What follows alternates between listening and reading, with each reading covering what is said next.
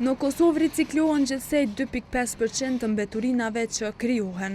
Ekspertë të mjedisit thonë se konsolidimi një sistemi për riciklim të mbeturinave do t'ja shtonte përfitimet ekonomike dhe mjedisore Kosovës. Arbenika, drejtori i organizatës CD, e cila merret me mjedisin, thotë se mungon angazhimi institucional për këtë. Fakti se krejt menaxhimi mbeturina u gati varet prej asaj nëse sa e shtynë në donator tjerë. Kjo tregon se nuk kanë shumë seriozitet institucionet as qendrore as lokale për me zgjedhë në mënyrë të qëndrueshme menaxhimin e mbeturinave në Kosovë. Këtë e pohon edhe njohuesi i mjedisit Ilir Morina.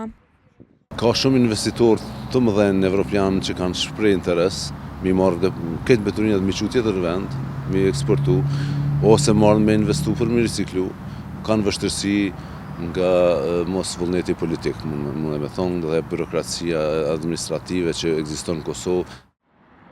Ndërkaq, ekspertja mjedisit Egzona Shalja thotë se mungesa e hapësirave për riciklim rezulton me humbjen e një pasurie të gatshme, siç i quan ajo mbeturinat.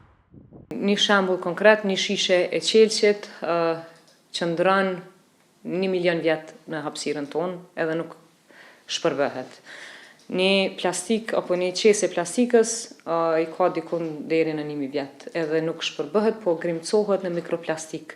Është pasuri e gatshme që na mundemi shumë thjesht me rishfrytzu. Edhe bizneset e kanë në Kosovë mundësinë shumë të madhe që me fillu gradualisht me konsideru riciklimin si një benefit ekonomik. Në Ministrinë e Mjedisit pranuan mungesën e rezultateve për konsolidimin e një sistemi për reciklim të mbeturinave, por thanë se veprime janë parapar në strategjinë dhe planin e veprimit për menaxhim të integruar të mbeturinave. Sa i përket sistemit të qëndrueshëm për reciklim të mbeturinave, për disa lloje mund të konstatohet se ende nuk është konsoliduar si proces. Përndryshe, sa u përket mbeturinave të plastikës, në vendin tonë ekzistojnë disa kompani të cilat bëjnë riciklimin e këtij lloji të mbeturinave. Programi për rimbursimin e kthimit të ambalazheve të plastikës, qelçit dhe aluminit, për të cilin Ministria e Mjedisit pati paralajmëruar se do të nisë me 1 janar, ende nuk është zbatuar.